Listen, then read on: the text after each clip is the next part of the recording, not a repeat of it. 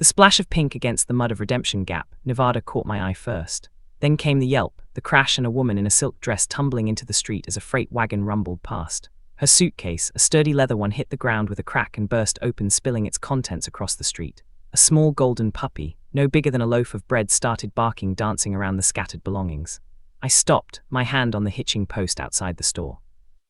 For 2 years since Martha passed away, I'd moved through this town like a ghost, seeing nothing, feeling less. The world had become a grey and brown.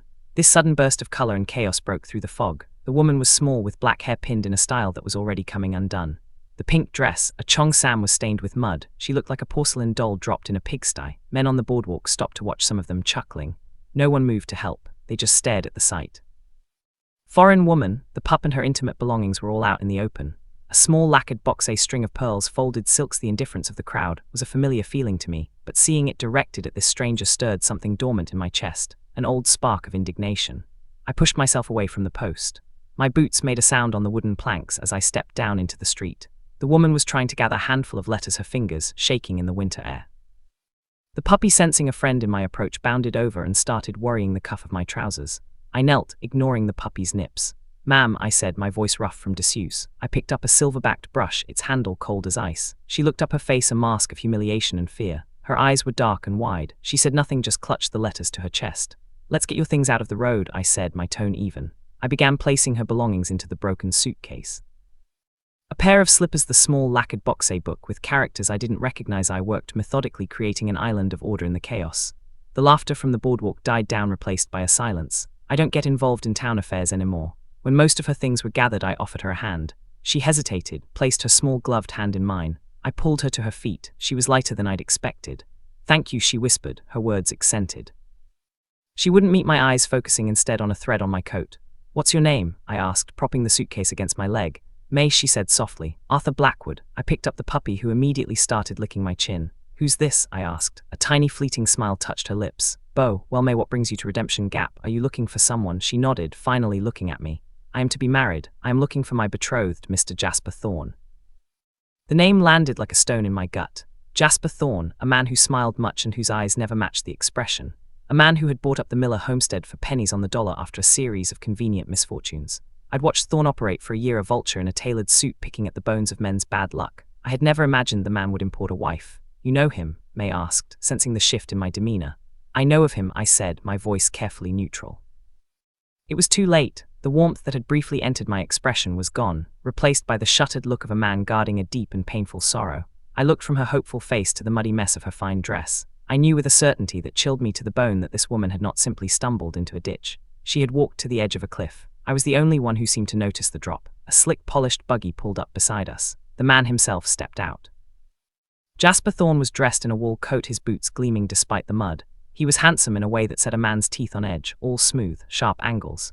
"My dear," he exclaimed, his voice booming with concern. He rushed to May's side, ignoring me completely. "I was just coming from the telegraph office. I had no idea you'd arrived. Are you all right?" He took in her state, and a flicker of annoyance crossed his face before being replaced by a practiced smile. A bit of an entrance, it seems. May flinched at the word. The wagon was very fast. Of course, Thorne said, patting her arm dismissively. He finally turned his attention to me, his eyes cold. "Blackwood, thank you for your assistance. I can take it from here." He reached for the broken suitcase. I didn't release it. The puppy Beau growled low in my arms, its gaze fixed on Thorne. "The case is broken," I said flatly. "The latch is gone. She'll need one." "Expense," Thorne replied, his smile tightening. "Come, my dear. Mrs. Gable at the boarding house has a room prepared for you. We'll get you cleaned up." He tried to guide May toward the buggy. She hesitated, looking back at me and Beau. "My trunk, it is still at the stagecoach office. I'll have my men fetch it," Thorne said. "Don't you worry about a thing." There was an ownership in his tone that grated on me. I looked at May, who seemed to shrink under Thorne's touch. She was looking for a husband, a partner. What she had found was a proprietor. "She's shaken," I said, my voice quiet but carrying in the air. "It's getting colder. My ranch is closer than town. She and the pup can warm up by a fire, have a hot meal. I can bring her back to the boarding house in the morning." The offer was out of character that several onlookers murmured in surprise. I hadn't had a guest at my ranch other than my hired hands in 2 years. Thorne's eyes narrowed. The pretense of civility was wearing thin. "That's a generous offer, Blackwood, but entirely unnecessary. My fiancé is my responsibility." "It is no trouble," I insisted, my gaze locked with Thorne's. It was a battle waged over the head of a bewildered woman in a muddy pink dress. I was known for my stubbornness, a trait that had served me well in building one of the cattle operations in the territory. Thorne was known for getting what he wanted. "I think," Thorn said slowly, his voice dropping to a whisper, that you should hand me the suitcase and my future wife's dog and go about your business. May made the decision for them. She gently pulled her arm from Thorn's grasp, stepped closer to me. A fire sounds very nice, she said, her voice firm. Beau is cold. The public refusal was a slap in the face. A flush crept up Thorn's neck. He stared at May, his mask of charm completely gone, revealing the anger beneath. For a moment I thought Thorn might grab her, might make a scene. Instead he composed himself with an effort, his smile returning colder and sharper than before. As you wish, my dear, he said smoothly. A woman's comforts must come first. I will call on you at the Blackwood Ranch tomorrow to discuss our wedding plans.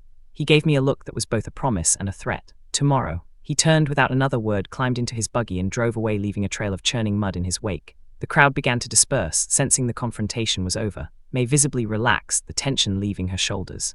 She looked at me, a question in her eyes. She had come all this way for the man in the buggy. She had chosen the shelter of a grim-faced stranger. My wagon's over here, I said, turning away before she could ask the question I didn't want to answer. I didn't understand my actions. I courted solitude. Here I was, inviting a woman and her dog into the heart of my grief-stricken home. As I loaded her suitcase into the back of my buckboard, I noticed a small dark red book had fallen into a corner. I picked it up. It was a ledger of some kind, filled with columns of precise characters. It seemed a thing for a bride to carry. I tucked it into my coat pocket, a seed of suspicion taking root. What I found inside that book later that evening would confirm that Jasper Thorn was not a cold man but a dangerous liar. The ride to the ranch was silent. May sat huddled under a wool blanket Arthur had provided, clutching her bow. She had fallen asleep in her lap. The landscape was stark and beautiful. There were rolling hills covered in a blanket of snow. The skeletal branches of cottonwoods clawed at a sky. Arthur's ranch was nestled in a valley. It was protected from the worst of the wind. The main house was large and well built. It had a neglected air. The windows were dark and unwelcoming. It was a house that had forgotten how to be a home. Inside, a fire was already burning low in the stone hearth. Ben, Arthur's foreman, had tended to it. He was a grizzled man. Ben's eyes widened in shock when he saw May. He was wise enough not to comment. He simply nodded a greeting before retreating to the bunkhouse. Arthur showed May to the guest room. It had been Martha's sewing room. The room was clean but sterile. Everything was covered in dust cloths. It's not much, Arthur said, but it's warm, May replied. Her gaze took in the room. She ran a finger over a rocking chair. This was her room, she said. Arthur stiffened. Yes, she must have been very happy here, May said. The simple, honest statement was like a blow. He hadn't thought of Martha's happiness in this house for a time, only his own loss. See to some supper, Arthur fled the room. Later they sat at the dining table. A vast expanse of wood separated them.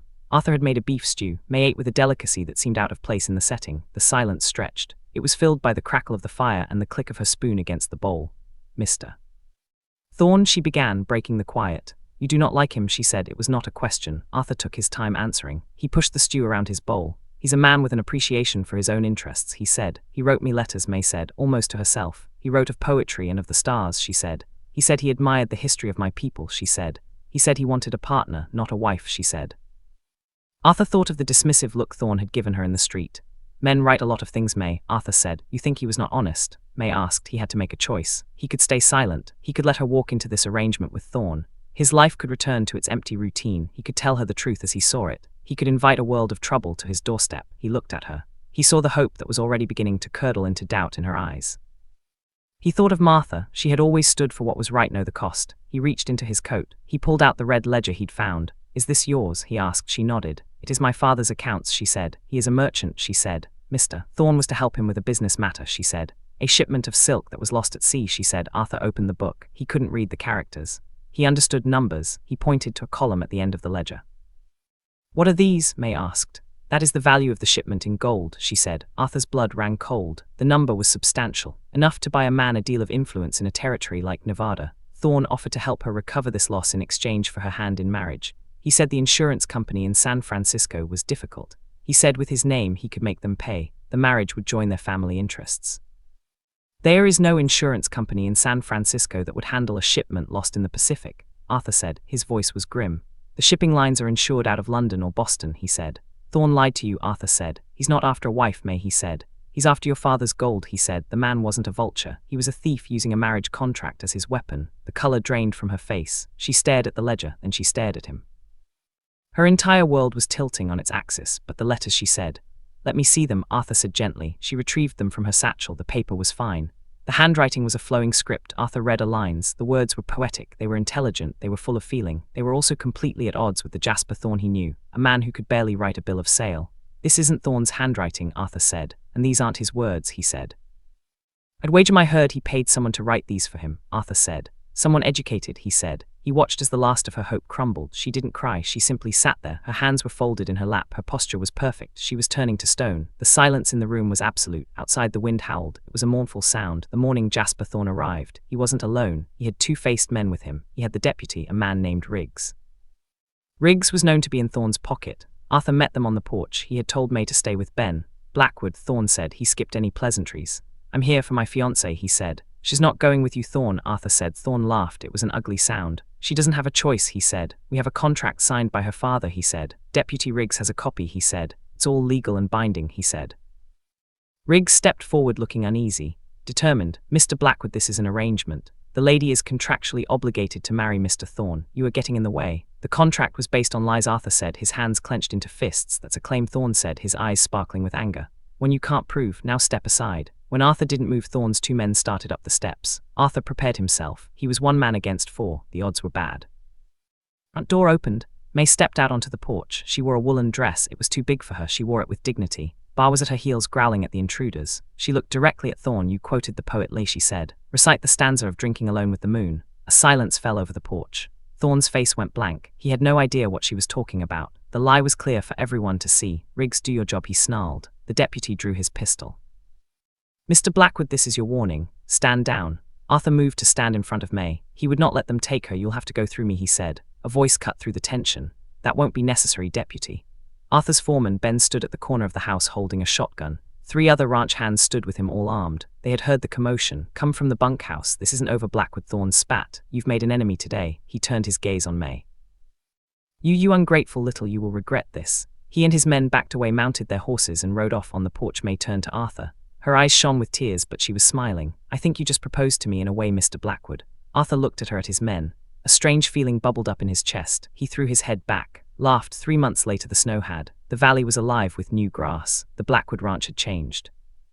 A small vegetable garden grew near the house.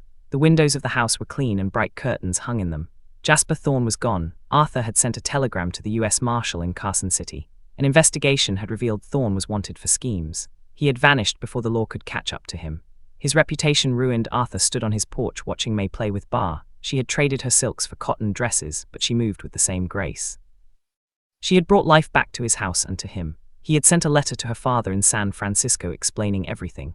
Her father had written back giving his blessing for May to remain. They hadn't spoken of marriage again. There was no need. They were building a life together. They worked side by side, tending the garden, managing the ranch's books. She looked up, saw him watching, and she smiled. He walked down the steps, stood beside her. He took her hand, his rough one enveloping hers.